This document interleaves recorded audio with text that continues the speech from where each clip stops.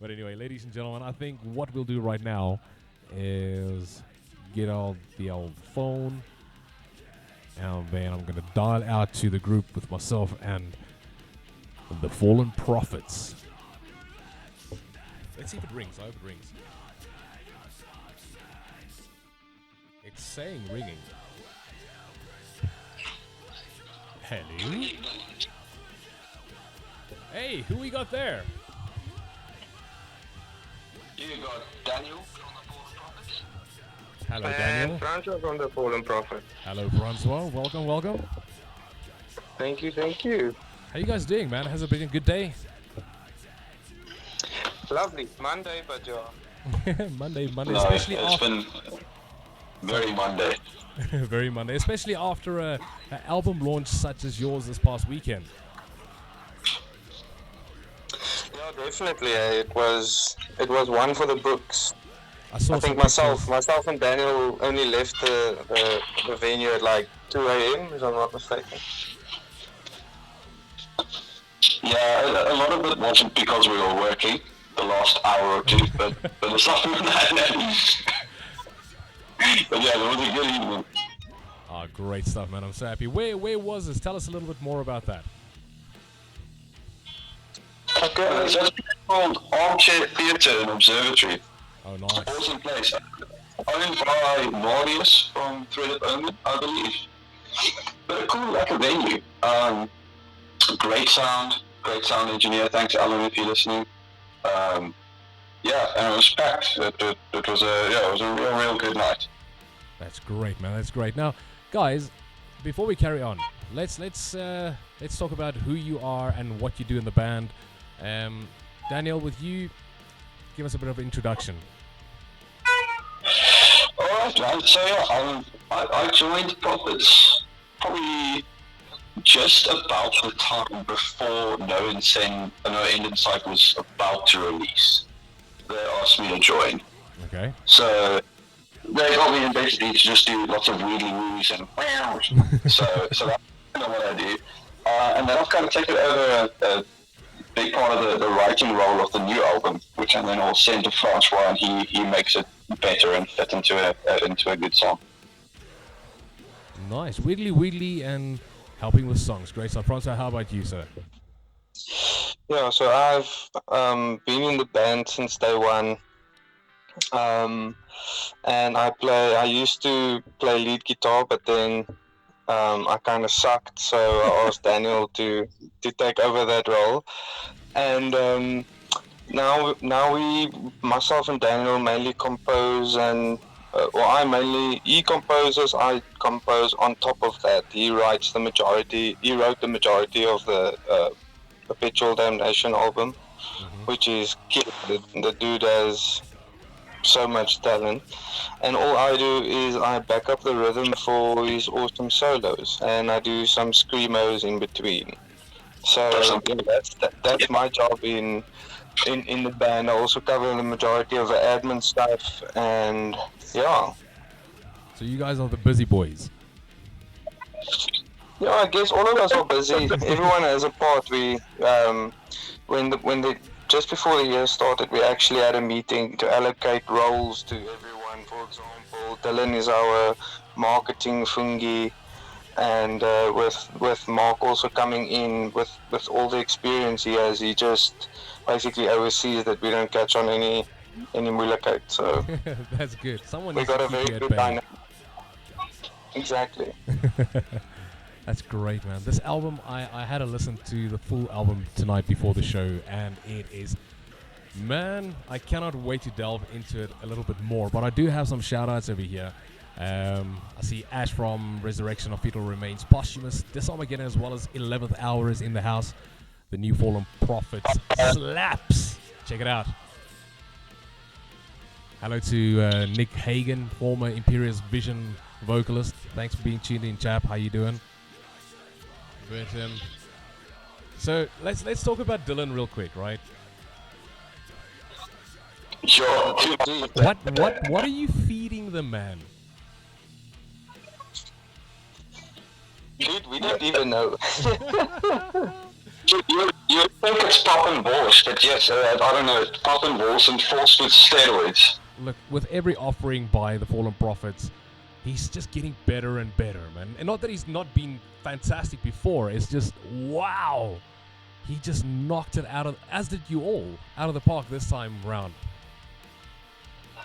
I think it goes back to a thing that we kind of did when I first joined the band, is where we kind of had this idea of make yourself twice as good by the time that we need to do something.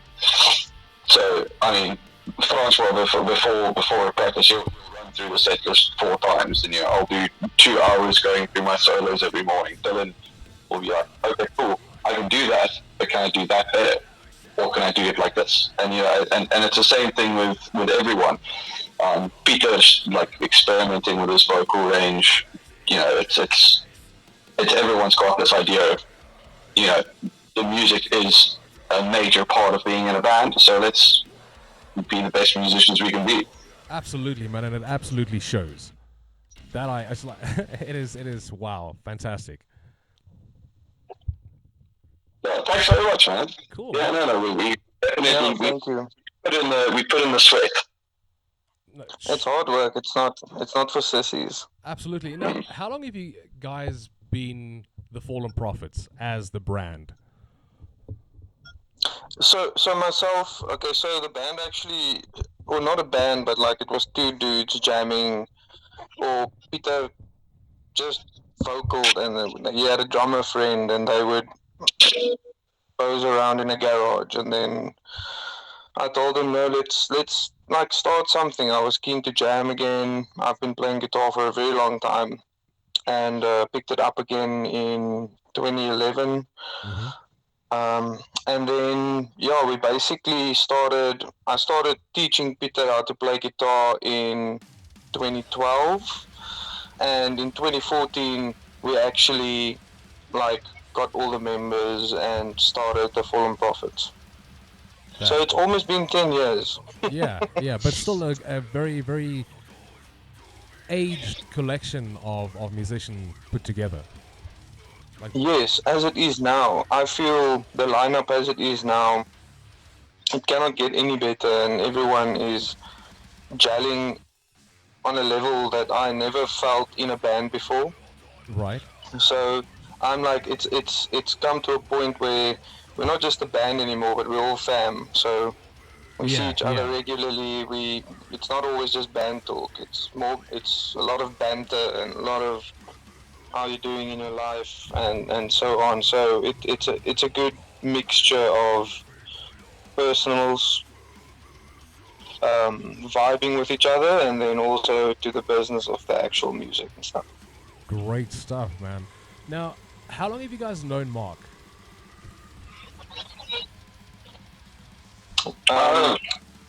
Daniel, you can answer first. I think this is a both person answer. I met him I was at a friend's house once having a braai, and I think I was a little bit drunk by the time that he showed up. I'm not sure if I gave the best impression, but I remember that was the first time I did it. Because I was young then, I was probably 19 or 20, so he probably thought this dumb drunk 19, 20-year-old. But I think I've matured since then, and I think that we get on great. That's fantastic, man. No, definitely. So I told Mark after the show as well, like, he's the best stage right buddy, because we play wireless now, and just moving in between each other, it's just so easy. Like, line up next to each other for all the headbanging, but it's like, it's such a breeze being in a band with Mark, and he's such a sweetheart. Sweetheart. I love the bromances. It happens a lot. I know, all over. That's great. Yeah, I called him the other day because he's quite quiet and he plays the bass. So I called him a small mouth bass. Oh, funny. I hope he's listening. Are you listening, Mark? Anyway, so Fran, coming back to you, extensive guitar history, and dude, what was there something different in the recipe to this album, writing it? Yeah, definitely. And it actually started with No End in Sight. With regards to the Perpetual, no, not the Relentless album that we did in 2020. That was myself and Peter, and we experimented a little bit more. And then I think when we, because No End in Sight, we literally wrote in wrote, record, and mix and master in between 6 and 8 months. Wow. That was the time that lockdown hit, and we were like, what are we going to do with our time? Let's write an EP of some sorts, and we get like some guest people to solo on it, and just release it for like, to release something, and we enjoy making music, so we enjoyed that a lot. That's So I awesome. think when No End in Sight came, we tried something different. We tried to incorporate a little bit more atmosphere to the tracks, Mm-hmm. as well as incorporating, or basically we lifted the speed that we initially started the songs with, like 20 to 40 BPM, so the songs are much faster. And then we also decided to almost like take more, to incorporate more, a little bit, I would say, slam slash grindcore-ish vibes into it. So there's a lot Absolutely, of yes. breakdowns and so on in it, and then that basically, it was just built on, especially with what Daniel did. He didn't even we didn't even brief him. He just got the brief with the type of vibe that we're going for and what we want to build on. So obviously now after Perpetual, we, being musicians that we are, um, myself and Daniel are already busy with. He's basically done with another few tracks that's gonna even challenge us more as musicians, which we are Really. very excited about. Yeah. That makes me excited. A lot of the riffs that I write, I think, make Francois slightly dislike me. Yeah, I do. Uh, I send him some crazy shit sometimes. Shame. I feel sorry for Dylan on the next stuff as well. I sent one song over to Francois and he's like, dude, this is so sick. But it's got a gravity blast behind this whole Oh, long section. really? And I'm sure that Dylan will pull that off easily. yeah, he will. Definitely. Because we'll tell him he has to. Well, that's just some inspiration, isn't it? Eh? Yeah, that's actually a conversation we had on Friday night. We were talking about it as to how the writing has changed in such a way that it's actually not, it's more challenging than doable at the time of writing the actual songs. Right. But then by the end of a few months, it's we need to conquer and build onto that. So that's quite cool. That's fantastic. Now, just the last one that I quickly want to bring up before we carry on is that you brought forth the idea of, like, there's a lot of grindcore in it. Now, I was listening to the album and there was something that just stood out for me somehow. And then when Fatal Invocation started playing and I got through the song, it absolutely, like, it just shouted like, hey, this is like cattle decapitation quality right here, you know. And like, does cattle decapitation have an effect or an influence on your music? Yes, definitely. And thank you for that. And that is, they were part. So it was, I would say, cattle decapitation, aborted, a little bit of dying fetus, and behemoth. Benighted was a big music. Benighted also. Yeah. So that was the inspiration to No End in Sight. Those few bands that we were going to take a little bit of everything, and then Perpetual Damnation is just all of that. Right. Yeah. It's beautiful, beautiful. Now, what else have you guys? Yeah. I think was the first song that I wrote for the band as well. Fatal Invocation, yes. And it's also the hardest. I only got it down the night before we had our album launch. Thank you very much for that. Thank you. That, I mean, I've only listened to the album once, but Fatal is definitely my favorite thus far off the album. Oh, hell yeah. Let's give it a spin tonight. Yeah, we're gonna. That's the second part of the double play that I'll do for you tonight. And before we get any further, what will be the first track that we're gonna play, the ladies and gentlemen, tonight? What would you like? I reckon we go with the title track. Yeah? Lekker. I'll cue that right there. Nation. So you just broke up there? I said Perpetual Damnation. A nice metal sounding title for a nice metal band. It's fantastic. Okay, cool. So I've queued that. That's ready. That's ready. Now, what else have you guys been up to down in Cape Town that we want to kind of say hello about tonight? Oh, we're going to be playing some Wacken stuffies. Yeah, baby. Yeah, Joe, we're on our way. We'll check you end of the month. 29 April. 29th of April, Sonnage. Right now, how's the journey been thus far? Well, we played the Cape Town heat was very competitive. Mm-hmm. It had like all the bands on there were top class bands. So we performed best we could. And as we played third out of I think there was 6 bands. We were second. We were earlier. Oh no, we were second, yes. Uh-huh. So, yeah, I remember. So the bands were so good, and I remember standing there and watching them, and I was like, this can go anyone's way. Mm-hmm. I was confident that we put up a good show and we nailed our set. But I was like, yo, it's anyone can take it tonight. Yeah. I was not like, I didn't feel confident that we're going to win. I was like, it can be anyone. Because that was the caliber of bands that was on there, and everyone put on such a great show.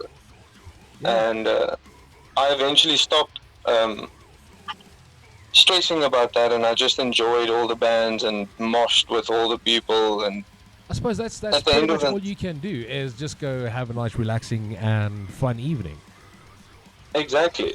So at the end, I was very, I wouldn't say surprised, but excited to hear that we actually pulled it off. And from there the work started. We've been brainstorming on how we can make it special, and obviously not playing to a home crowd is something we need to get over, and we must just still put up the best show if we possibly can.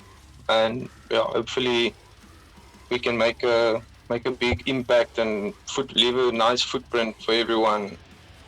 Oh, it's definitely gonna, man. I mean, you guys, wherever you go is a home crowd for you by now. I mean, I look at last year when you came up to play Sonnage. Was it last year, April? I can't remember. Was it? Yeah. Yes. Everyone just absolutely lapped you up, as they rightfully should. And yeah, man, Sonnage is not a new stage to you, so I'm pretty sure you'll just knock it out the park the best you can. Yeah, we are. So we're working hard for that. Best show you get. And I was going to say, for all the people in Joburg that are listening and thinking of going, pay the money and go watch a show. Because there's something that's kind of special about the Wacken battles, where it's bands showing up that can kind of see the end goal. So they are putting in not 100% for the show like they normally would. They're putting in 250%. Yeah. Because so then you're taking all of that from all the heats, and then you're picking the one band that was like, yeah, even better than that, if you can say. You know, they gave their all that little bit more on that night. And now you're gathering all those bands to play at one event. Like, doesn't matter if you like the band or not, or if you're not into metal or anything. I mean, it's just going to be 9 bands giving the show of their lifetime, basically. It's just going to be the coolest thing to watch. Absolutely, man. It's going to be extravaganza. And it's not just South African bands, man. It's our brothers and sisters from other parts of our borders, you know, which brings another special factor to it. Yeah, I'm so stoked about that, man. It's cool. Dude, and I think the thing as well is bringing in Kenya and Botswana and Mozambique and all of that, you know, gathers attention, not to just South Africa, but Southern Africa as a Absolutely. whole, or the whole metal worldwide community. It means other bands, because that's the thing. Touring to South Africa for a band in Europe is not viable. But if they're touring down to Cape Town, Johannesburg, Gaborone, Nairobi, then it becomes a bit more viable. So we could have some, as the scene grows, some more cool bands coming down this side. For sure, man. Look out for Mozambique's The Lost Grave. Those guys absolutely blew me away. Was that I think it was a medal for Africa last year. It's just one hell of a band. I'm so happy they won their heat, and now we can see them again in 2023. Oh yeah. Now, guys, let's real quickly look at the future, right? If we talk the future, should the Fallen Prophets get through and win the Wacken battle, right? What are the steps for you guys after that? And how can people help you accomplish your dream of going to Wacken?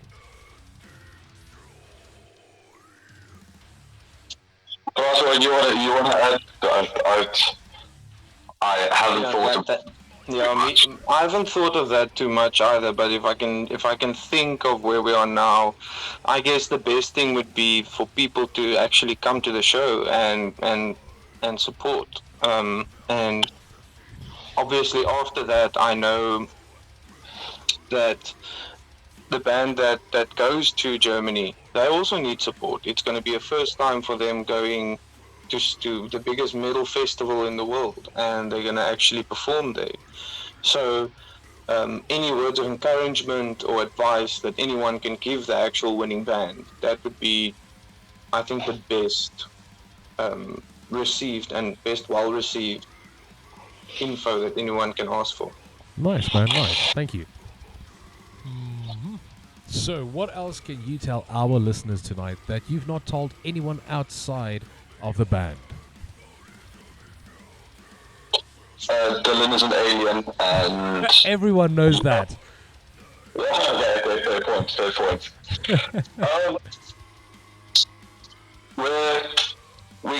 We got some big things coming. The rest of the year is we're planning for going up to Joburg and giving the best show that we can, and we're planning on releasing some new music.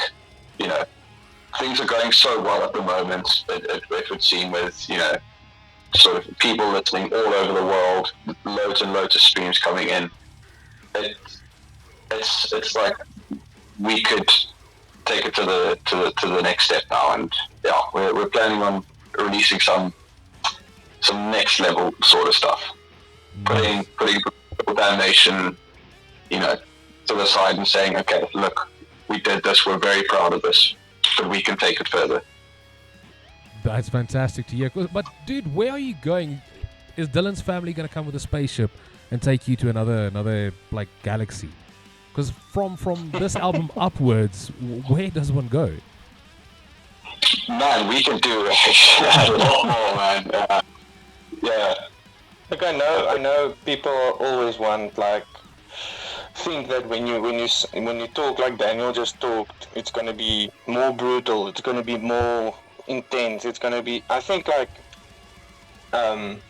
don't think it in that way. I think about the composition is going to be more elegant, and there's going to be more atmospherical elements to it. It's not just because obviously I feel a lot of people can just make fast stuff and it makes no sense.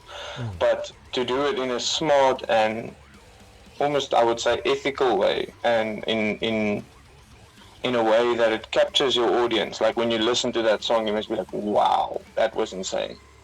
Not just, oh my word, it's so intense. It must, yes, the intensity must be there, but it's like it comes at the right time.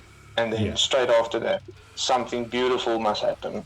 And then you must lose your neck, and then your eyeballs must fall out, and then you pick them up again and you start crying because it's so beautiful. So we want to master the art of composing music that's I would say elegant. Nice. I can't wait. But I first wanna absorb this album. So don't do it too quickly, okay? Yeah, no. Obviously, it's going to take some time.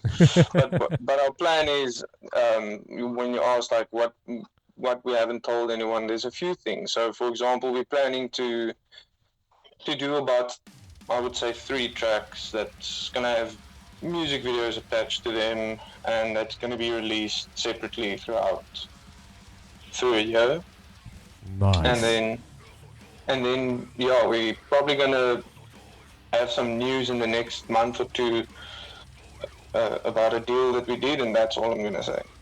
Thank you very much for that bit of information. For those of you heard it here on Berg Studio Online with me, Franz the Planet, during Monday Night Metal Madness and the Fallen Prophets. How's that? Huh? That sounded like a real professional American kind of vibe, eh? I'm quite impressed. Baie beïndruk, hoor. Daai spesiaal vir my Amerikaanse listeners, Jurks in the US of A's in the afternoon show for you. Thank you so much for being tuned in. I got some global play coming your way later, but before we start saying goodbye to Daniel and Francois, guys, we haven't spoken about Peter yet. Now, I thought we'll leave this to the end. What is he doing differently?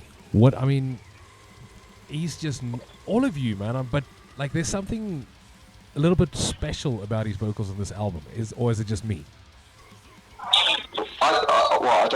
Peter's always been an amazing vocalist as far as I consider. Absolutely. He's got it laid down. The thing that I've been so impressed of, because obviously he's, forfeited the guitar so that I can join the band. Mm-hmm. He is the most amazing front man. He gets a crowd going like I have no idea, like I've never seen. And yeah, I tell you, he makes seeing the Fallen Prophets live a joy, baby. A proper joy. No, absolutely. But I can tell you, the comment you made is in line with what we tried to achieve. It was a lot of pre-production work.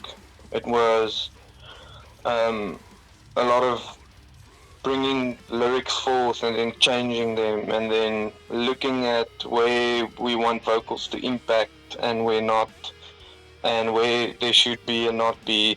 And also the way that because he dropped the guitar, he focused more on his vocals. Mm-hmm. So, number 1, live, he hits the notes. Number 2, he started to try out different techniques that he never used. And I think that he got a mid-vocal range. It came out of nowhere. I don't know where it came from. He always just used to do very low. And then he got this mid-vocal range, which maybe is one of them insane. climbed back in. Yeah, but it was insane when because obviously, so we record everything at my home studio, and then we send it over to Heinrich, which now resides in Canada. Kolner. And he mixes, and he mixes and masters. Man. He's a champion, and he mixes and masters our music. And so basically, my vocal booth is my wardrobe. I cannot believe it. Yes, so we're sitting here, and I also became a dad. So my lighty is sleeping, and he is literally summoning the beasts 10 o'clock at night while we are tracking vocals, pre-production, and the finals. That's how it went. So it was amazing to do it in that way, and where we're not crunched for time. And normally we would go to the studio to do it, and we're crunched for time. Where now he's relaxed, he's in a space where he's totally comfortable, and we have ample time to actually,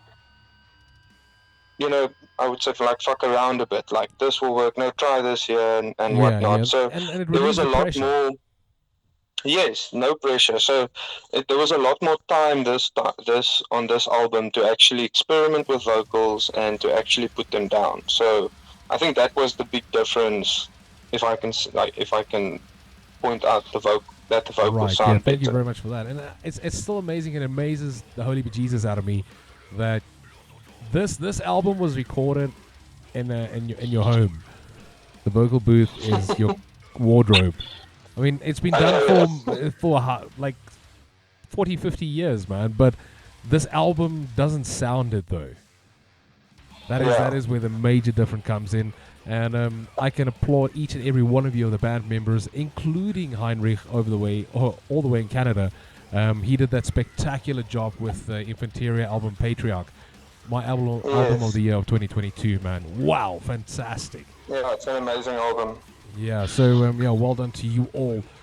Francois, last thing from your side, anyone you'd like to plug or thank or do a shout out, go for it. Yeah, I just want to do actually a shout out to the entire Joburg crew, everyone that's listening. We'll see you guys end of the month. We are super excited to come and play for you. We're not just coming to compete, but we're also actually coming to play for you and to show you our new music and to show you the energy that we bring. Love it. Daniel? Oh, same thing, man. Oh, all the Joburg crew. It's gonna be great to see you. Please come check the show. We promise you that we'll do the best that we actually can, and give you a proper good show. And then shout out to the rest of the band if they're listening. Hi, Mark. Hi, Peter. No, love you guys. We love you. Both of you, thank you so much for tonight, your time. I thank you so much for this album, Perpetual Damnation. Check it out everywhere. It's been released. Bandcamp also, yes? Yes. Okay, fantastic. So check it out, Bandcamp, all the streaming platforms. Keep your eyes open for streaming, social media, and see what's coming up from their side. Guys, who's going to introduce your first track of tonight? Daniel, you can do the honors, bud. Alright. So, next up, we got our title track of our last album, Perpetual Damnation. Stay hard, stay heavy, don't die.